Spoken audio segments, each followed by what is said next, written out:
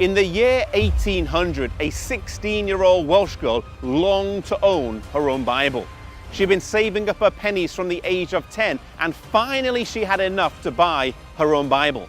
Mary was from a poor family, and there were many other things she could have spent her money on, such as a pair of shoes, but she really wanted a Bible in her own language. The problem was, though, the nearest one was 28 miles away.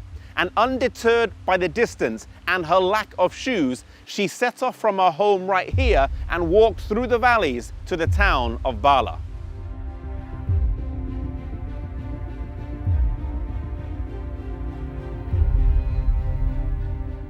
Arriving here in the town of Bala, she went to the home of Reverend Thomas Charles. Today his home stands on the high street and has now been converted into a bank.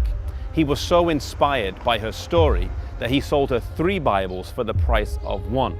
One of those today is in the National Library in Wales, and another one is at Cambridge University's library.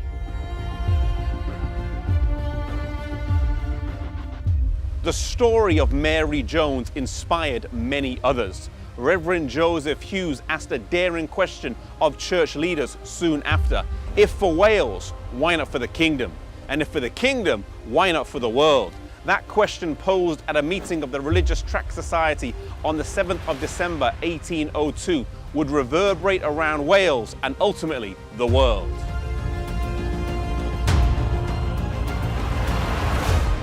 Captured by the vision of the Bible being readily available in the language of the people, William Wilberforce and other members of the Clapham sect sprang into action.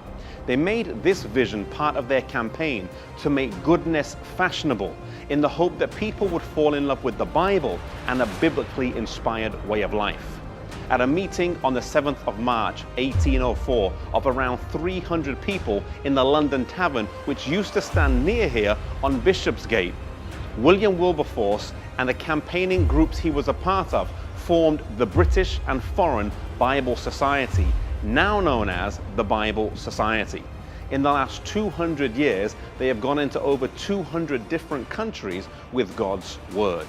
Soon after this society was formed, in 1816, the American Bible Society was formed in New York City.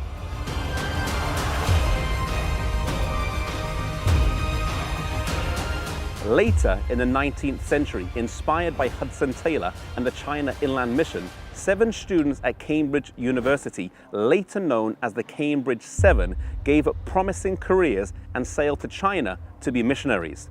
Their influence inspired many others, causing the number of missionaries in China to swell from 165 in 1885 to 800 just 15 years later, approximately 1/3 of the Protestant missionary force.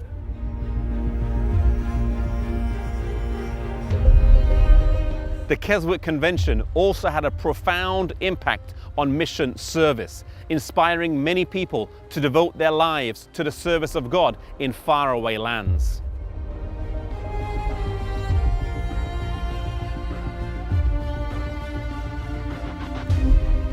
As the Dark Ages came to a close and the light of God's Word was beginning to shine, Daniel 12 verse 4 was being fulfilled.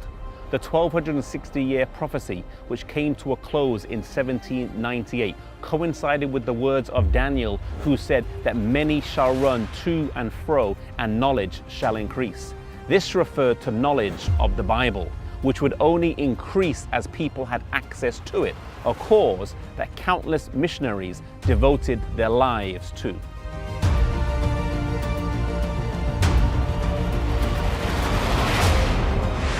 Today, mission service may not be as cutting edge as it was back then, or the Bible as new, but the need for both is still vital. The Great Commission still applies today.